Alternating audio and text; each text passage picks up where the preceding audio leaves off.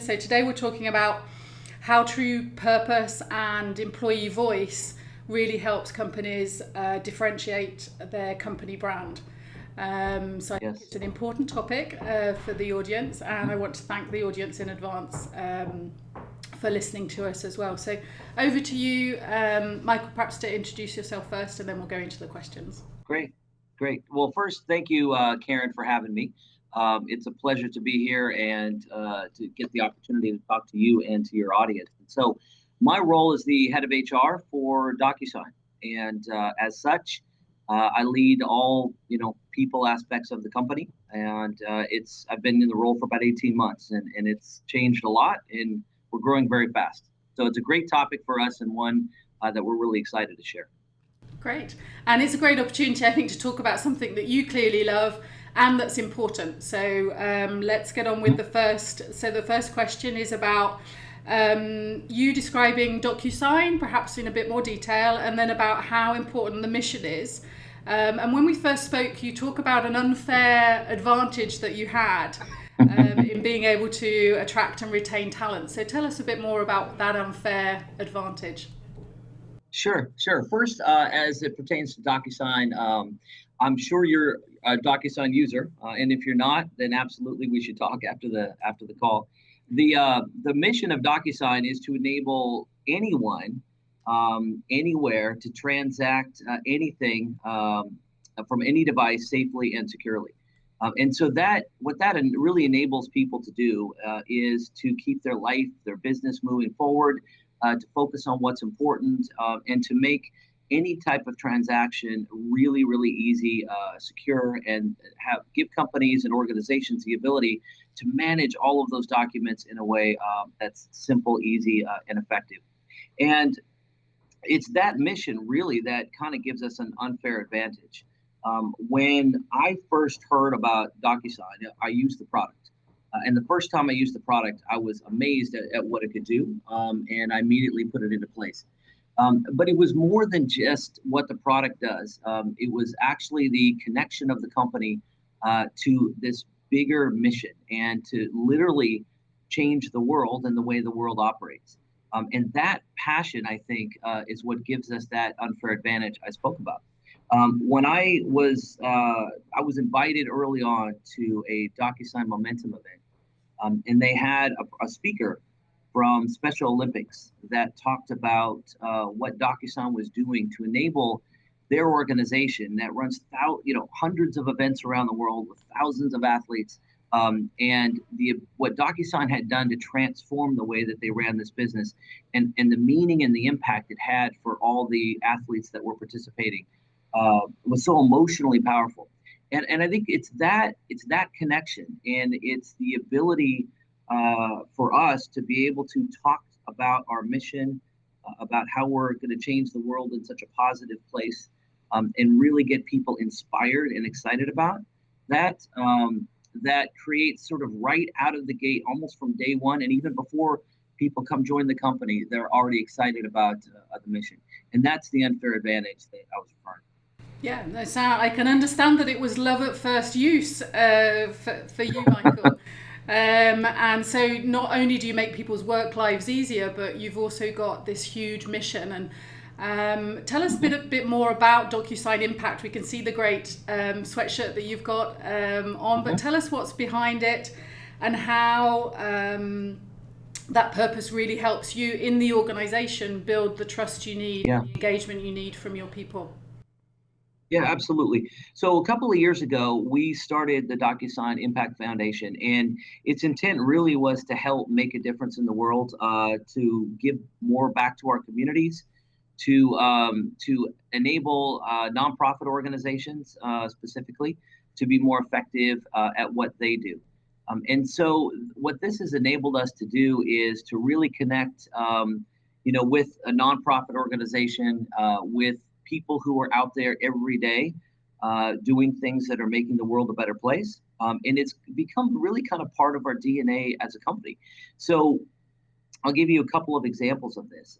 We work a lot with organizations like Team Rubicon, which goes directly into disaster relief areas. We've been able to partner with them and use our product effectively. And DocuSign really has the same impact for a nonprofit than it does for any other organization. And whether that's an enterprise customer or a small business, even an individual, it enables them to be more effective. So the ability to give back to the community in a real meaningful way is what the Impact Foundation is all about. And the other element of that is we participate actively. So we provide employees what we call VTO or paid time off to go out into their communities. And just recently, just a couple of weeks ago, we had our Global Impact Day. And we had over 800 employees in 30 locations and serving over 40 different causes, being paid to be out in the communities, making a difference. And what's really special about that is that's all run by the employees themselves. There is one person on my team who is amazing, by the way, who runs this DocuSign Impact Foundation, and myself. But we have these employee volunteers in every location around the world, and they organize these events. They come up with, how do we go out and make a difference? And so, it's really become sort of fundamental and core to who we are as a company, and it's had a huge impact, no pun intended. Yeah, great. And you can, puns are fine when they're doing good. So they're great examples of how you can do good and make money at the same time. So the foundation piece is great. You and I know that one of the challenges we have is then every day in employees' everyday life, how can they continue to live the mission and experience things that are positive, and also ensure that there's a two-way dialogue. So you talk to me a lot about the employee listening you do. So can you share a bit more about that? Sure. I mean, part of it is to connect people almost from day one with the mission of the company and what we do.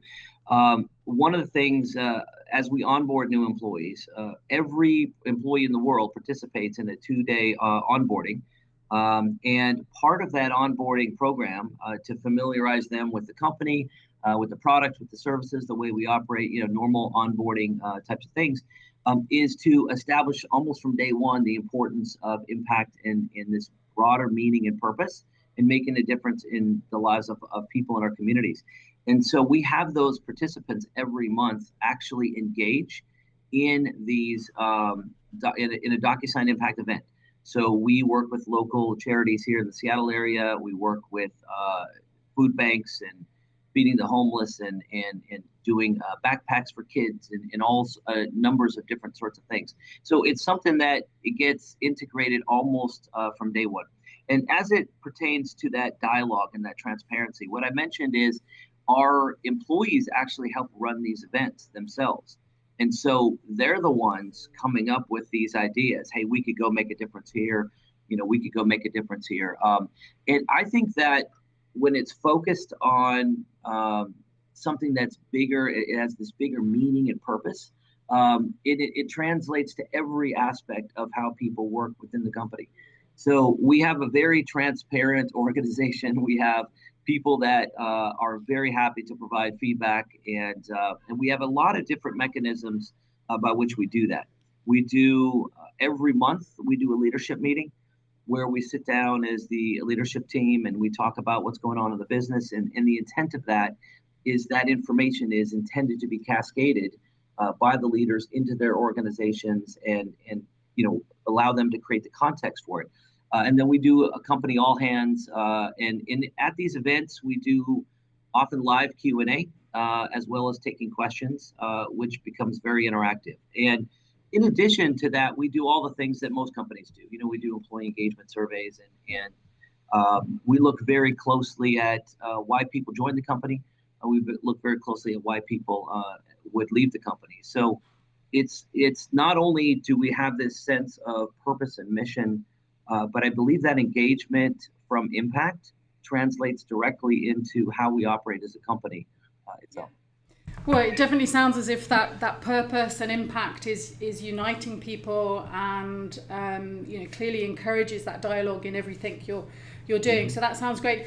Have there been any examples where that's been a bit difficult, where things have gone wrong. I mean, it sounds perfect. I think there's a lot of organizations Mhm. can learn from what you've just described and how everything is very consistent.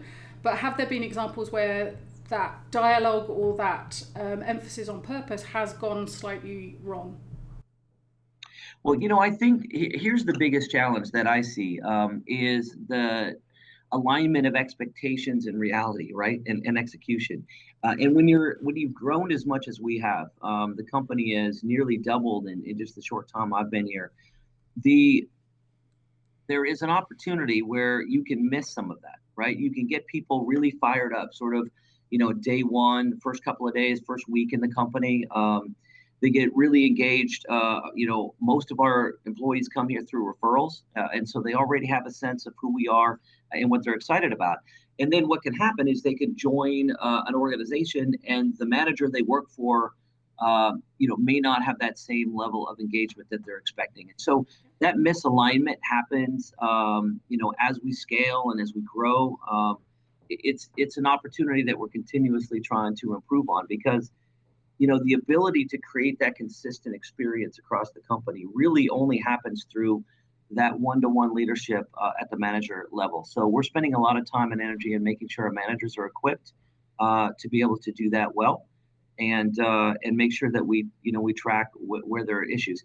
I think we've all seen, if you've been in companies or if you've been part of the HR community for a while, we know this concept that people join a company and they leave a manager. And we see some of that occurring.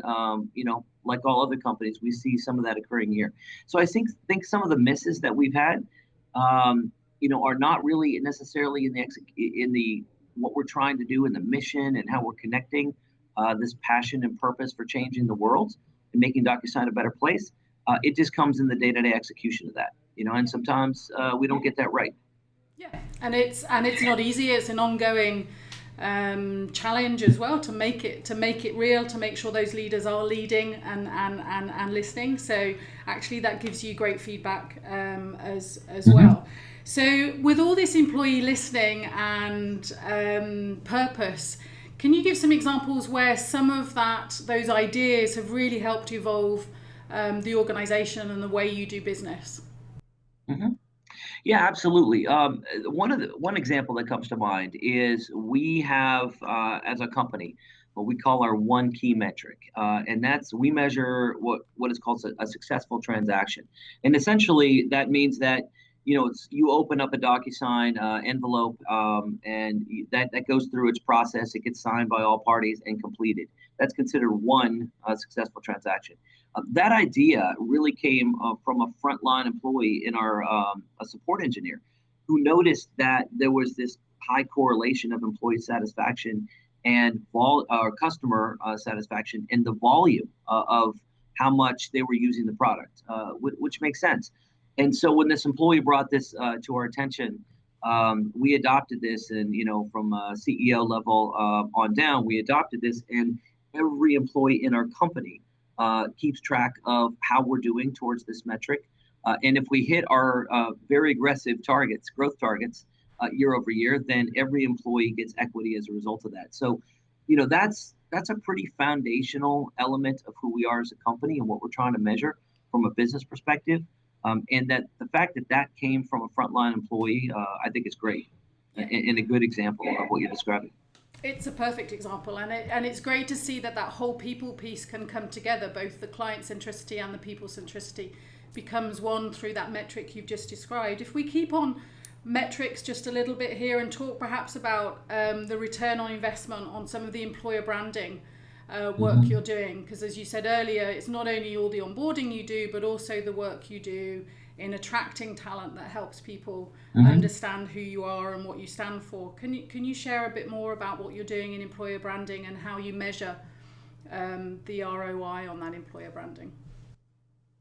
Yeah, it's a great question, Karen, and it's one of those that I think for a long time in HR we have been focused on how exactly do we measure that, and there's a lot of different ways to look at that. One of them, and just to make it really simple, is we believe at DocuSign that the best team wins, right? Ultimately, it's all about people, and it's all about making sure that we have the best talent, and not only have that talent, but those people are engaged and giving their discretionary energy and making us better.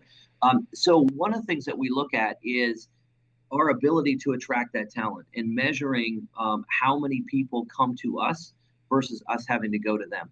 So we've noticed just in the last year or so, we've been tracking how many people apply for roles with the company and seek us out. And that number's been going up, just consistently. We also measure, I think, like a lot of organizations or most, we measure attrition, and we measure retention, we measure engagement through employee surveys and so forth. But it really, at the end of the day, it's the ability to, it is what we're doing attracting more people to come to us. And we measure that really closely. And we think it's a good leading indicator that our message is not just impacting those within the company, but it's becoming sort of viral. It's getting outside the company, and it's making a difference. Great. Sounds as if you're stealing with pride some of the ROI we're understanding on marketing as well. So we're not that behind in HR. We're keeping up, and we're often so busy looking after other functions that we often forget our own data and our own measurements. So sounds as if you're on track there. We talked in our first conversation about the consistency between purpose and experience, and how important it is to have the bigger mission and the bigger purpose, but make sure people live it every day. How important do you think that is for millennials, and for, is it just important for millennials? Is it important for other generations? Let's talk a bit about that sort of millennial piece. Yeah, absolutely. There's a lot of stuff out there on millennials. I mean, it's there's a lot of data and research, and it sort of looks at as a group what's important and what's different with this generation. And one of the things that we saw recently, and it was INC Inc. magazine that came up with this, and they had some pretty interesting statistics that at first glance seem a little bit like, wow, really?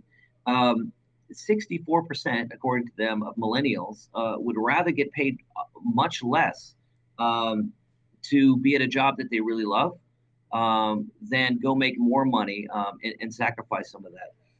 84% of millennials, which is a really high number, say that helping make a positive difference in the world is more important than professional recognition. So if you believe that those types of statistics are true, and you believe that this generation is more attuned to meaning and purpose, which I believe, by the way, is universal to pretty much everyone in all generations, that at the end of the day, we want to feel like what we do is meaningful and purpose, and it's making a difference. But I think with this millennial generation in particular, what they're looking for at the outset is different. It's not so much about a paycheck. So obviously you have to be competitive with compensation. It's not so much about recognition and career paths and the ability to get promoted, as it is about doing meaningful and impactful work and feeling like you're making a difference in the community. And so there's a lot of ways that DocuSign is really set up well for this generation. And I've mentioned some of those around our products and services and DocuSign Impact. The one thing I haven't mentioned so far is the sort of environmental sustainability. We like to talk about the fact that our number one competitor is paper. And if you think about what DocuSign can do to create a more green environment, that's just yet another element where I think we've positioned the company well to be attractive to a whole new generation of people coming into the workplace. Yeah, sounds great, and I think I feel very much like a millennial with wrinkles, but I think luckily they have showcased just how important it is, and it goes back to some of the Dan Pink thinking around, you definitely have to pay enough to get pay off the table, so your piece on competitive pay is still important, but then the other challenges around purpose and mastery and autonomy, I think we need our people to feel autonomous, to come with the great ideas you described earlier. But we've got the technology now to showcase and to bring to the forefront some of those great motivators that some of us had, and definitely the new generation have as well. Let's talk a bit more about how your relationship with candidates and maybe some of these millennials has evolved over time, because as new data comes out, as you grow as a business, things slightly change. How have you seen your touch points with prospective candidates evolve over time as you've learned and grown as well? Yeah. Yeah, I mean, this has probably been one of the more profound changes. I've been in HR world for, now what, 20 years. And, you know, employees or potential employees now have more access to information than they ever have before. If you look at something like Glassdoor, for example, employees can go and do research on companies, and anyone within a company can put any review they want about the organization out there for everyone to see. I think you look at LinkedIn and you look at social media and you look at just the viral effect now of stories and what people say. It's completely different than it was even, certainly 10 years ago, and even I think 5 years ago. So I think all of that has changed dramatically. And I think as organizations now, we have to pay attention to that. We have to look at not just, what we would traditionally do in marketing, which is to understand how do we reach different audiences and different segments, and how do we use different vehicles to get our story out. But as employers, we have to think about exactly the same kinds of things. And so I think it's changed dramatically. And then when you do start talking to people, so candidates apply or come in through referrals, or you start going through that interview process, I think it's even more important than it ever has been to make sure that you're connecting well with those people. You're being authentic. You're talking about who you are, and allowing the person to sort of interview you as much as you are interviewing them. I think all of that has changed pretty dramatically. And I'm sure, Karen, you've experienced the same thing where, it's just a different world than we used to be in. And if we don't pay attention to it, that information is out there. Every time I personally get in front of all our new hires in our onboarding sessions every month. And I ask people, how many of you checked out Glassdoor before you came to the company? And I've yet to see a hand not go up in the last year. And so, I think that's just one example, but, there are LinkedIn's another example, and using Twitter, Facebook, other types of social media definitely has changed the way we interact with people. And that process used to start at the door, if you will. Used to start when, you first talked to someone, or you did a phone screen, or one of your recruiters reached out to someone. Now it starts way further upstream from that. And I think as companies, we have to be more aware of that. And I think it could be a real advantage because it gives you an opportunity, and there are vehicles by which to get your story out now that there weren't before. Yeah, and I think we have to see that as a great opportunity. So we have the obligation to listen. Mm-hmm. But one thing that doesn't change is the importance of a mission-led, people-centric company. And it does sound very much as if DocuSign have got that unfair advantage we talked about at the beginning. So maybe to close this discussion, maybe you can offer up some advice, Michael, on how leaders can build their reputation, or the reputation of their company rather, and retain talent in a purposeful, people-centric way, as you've described so far. What advice would you offer them? Yeah, there's a couple things. First and foremost, I think this, creating a sense of meaning and purpose is mission critical. And it doesn't even matter what your organization does or how it does it.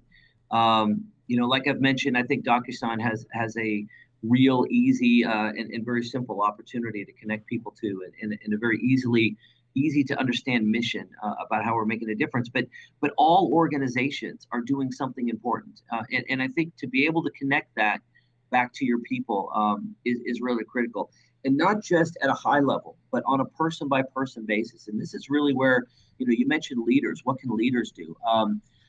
As leaders and as managers, you interact with people, and you have the ability to create that sense of that the work they do is meaningful and it's valuable and it's making a difference. I think that's mission critical. I think the other thing is to really understand, go out and talk to people. And I don't just mean in employee surveys, right? I mean, we've surveys have been done for years. They have a purpose for sure, and they're valuable. But go out and actually interview people. Go at all levels of your organization. Talk to people. Why did they join the company? What's the culture as they see it? What are the things that the company can do better, can do differently?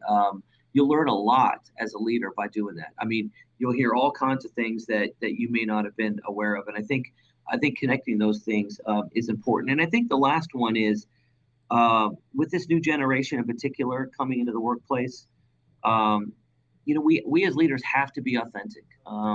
We have to be more than just predictable, more than just able to help people understand what the vision and the strategy for the company is. But we have to be authentic in people in our relationships.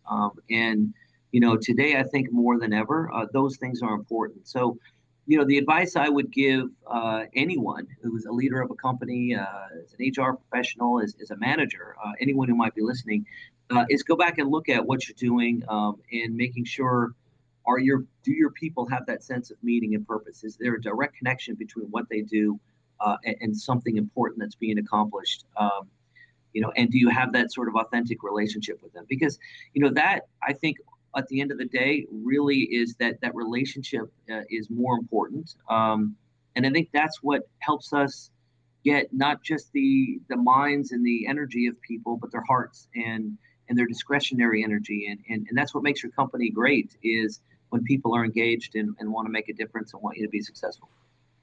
Great. Sounds like great advice. And I think, being authentic and listening is the best way to have impact as well, as a great leader and grow great businesses. So that's great advice. Thank you, Michael. Thank you for your time today.